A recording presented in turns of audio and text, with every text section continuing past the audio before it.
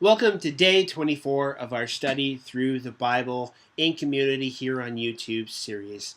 And we're going to be in Genesis 19 today from the assignment from yesterday. So if you want to go back to day 1, you can do so through the cards or the description down below. And just look for the playlist Study Through the Bible, and you can join us there. This is People of the Free Gift, where we ground believers in their identity in Christ and equip them to reach those caught in religion. If you're new to the channel, go ahead and subscribe so you don't miss any future content studying through the Bible in community here on YouTube. And so yesterday's assignment, read Genesis 19, follow the details of this account very carefully, list all you learned about the people of Sodom and Lot's relationship to them. Also note the response of the different members of Lot's family to Lot and to the situation. Read 2 Peter 2, 1 through 10 and note what you learn about Sodom and Gomorrah and about Lot. So let's go ahead and jump right in Genesis 19:1. And there came two angels to Sodom at evening, and Lot sat in the gate of Sodom, which tells you something about Lot. He was sitting as one of the city elders in a place that was really wicked. And how do you pull that off and still maintain a right relationship with God? That he was walking a huge, huge tightrope. And so, and he said, "Behold now, my lords, turn in, I pray you, into the servant's house, into your servant's house, and tarry all night, and wash your feet, and you shall rise up early and go on your ways." And they said, "No, but we will abide in the street all night." They wanted to observe what's going on. These are the same characters, by the way, if you missed it, that came to Abram. And now you've got the two. And you don't have the third one, which I believe was the Lord. And so now you have the two angels that are left, and they're going into Sodom to observe what's going on in the state of the city. And he pressed upon them greatly, and they turned in unto him, and entered into his house. And he made them a feast, and did bake unleavened bread, and they did eat. And so he convinces them to stay at his house instead of in the town square. But before they lay down, the men of the city, even the men of Sodom, compassed the house round, both old and young, all the people from every quarter. And this might be why Lot pressed them so much. Please come to my house. You don't know what's going to happen to you out here. Okay, and so now you have the men of Sodom that are coming to the house from all over the place. And they called unto Lot and said unto him, "Where are the men which came unto you this night? Bring them out unto us, that we may know them." Now, you probably know that "know" in the book of Genesis in the King James means something other than "know," right? Okay. So, and Lot went out at the door unto them, and shut the door after him, and said, "I pray you, brethren, do not so wickedly. Behold, now I have two daughters which have not known men. Let me, I pray you, bring them unto you, and do you unto them what is good in your eyes. Only unto these men do nothing, for therefore came they unto the shadow of my roof." Now, this is one of those Middle Eastern hospitality is like the supreme virtue type of things that we just don't understand. That to Lot, it would have been a greater sin to offer up the men, the angels, so to speak, to the people in the town than his own daughters. He offers up his own daughters. Now, given the nature of the people in the town and that they were wanting the men, there might have been a feeling of Lot that, okay, my daughters are going to be okay because they're not really interested in women. But it's still something that's really, really hard for us to understand. And I don't think ultimately it was right for him to offer anybody as a compromise to these guys. And they said, "Stand back." And they said again, "This one fellow came into sojourn, and he will be a judge. Now will we deal worse with you than with them?"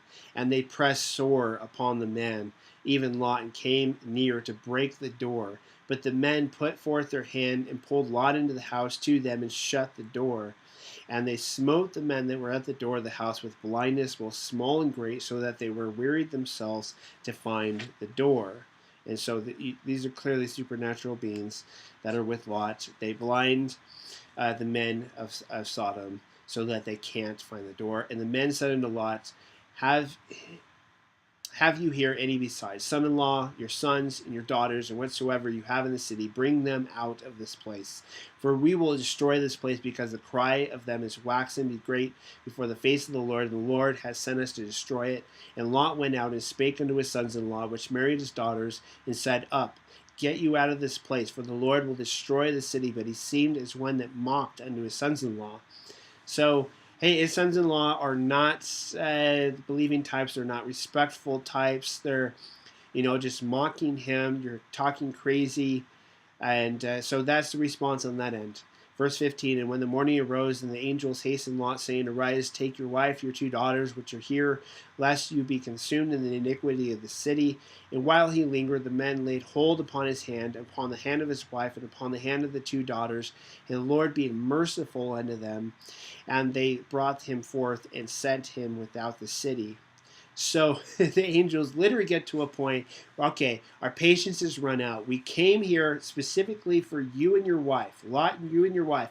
If your family is going to come with you, that's great, but that's not required. You and your family, you, your daughters, your wife, you're getting out of here. And so they literally grab them and carry them out of the city and put them on the outside, showing you how seriously you could even say they were raptured out of the city. I'm just saying.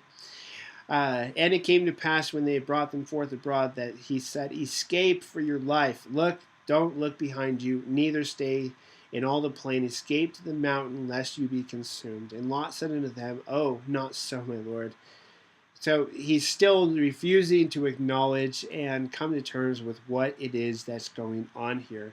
Behold, now your servant has found grace in your sight, and now is magnified your mercy, which you have showed unto me in saving my life, and I cannot escape to the mountain, lest some evil take me and I die.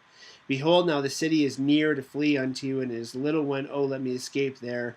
Is not a little one, and my soul shall live. So he's bargaining, and they told him, like, get out of this entire area, or else you're going to die. You're going to be in serious trouble. And he's bargaining. He's saying, like, how about that little town? That's just so little. Like, how can't we just go there? And so they find, like, behold, now this city is near to flee, and a little one. And he said unto him, See, I have accepted you concerning this thing also, that I will not overthrow the city for which you have spoken. So that was a city that was planned to be on the destruction list. So that means that Lot is going to another place in which there is wickedness, and he's intentionally choosing to do so. Haste, then, escape there, for I cannot do anything till you come there. Therefore the name of the city is called Zoar. And the sun was risen upon the earth when Lot entered into Zoar. And the Lord rained upon Sodom and upon Gomorrah brimstone and fire from the Lord out of heaven. And he overthrew those cities, and all the plain, and all the inhabitants of the cities, and that which grew up upon the ground.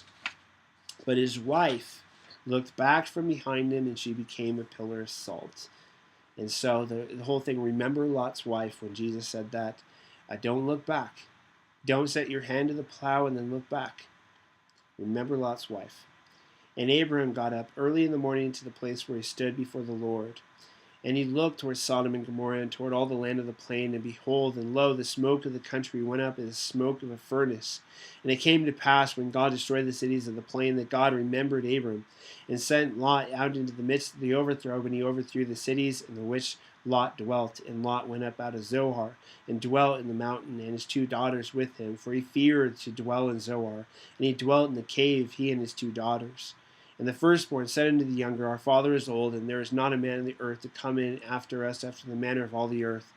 Come, let us make our father drink wine, and we will lie with him, that he may preserve seed of our father. And they made their father drink wine that night. And the firstborn went in and lay with her father, and perceived not when she lay down, nor when she arose. And it came to pass on the morrow, the firstborn said unto the younger, Behold, I lay yesternight with my father. Let us make him drink wine this night also, and go thou in and lie with him, that we may preserve seed to our father. And they made their father drink wine that night also. And the younger arose and lay with him, and he perceived not when they lay down, nor when they arose. Thus they were both the daughters of Lot with child by their father. And the firstborn bare a son, and called his name Moab, the same as the father of the Moabites unto this day. And the younger she also bare a son, and she called his name Benjamin, or Ben-Ami, the same as the father of the children of Ammon unto this day. So Ammon and Moab have a particular relationship now with the children of Israel and with God. And if you go back to the origin stories of how these people groups and civilizations were founded, you will find a lot of clues as to why God does the things that he does later on. Now, the daughters of Lot did something really gross and extreme, and especially to our ears. And yes, we're talking about incest. We're talking about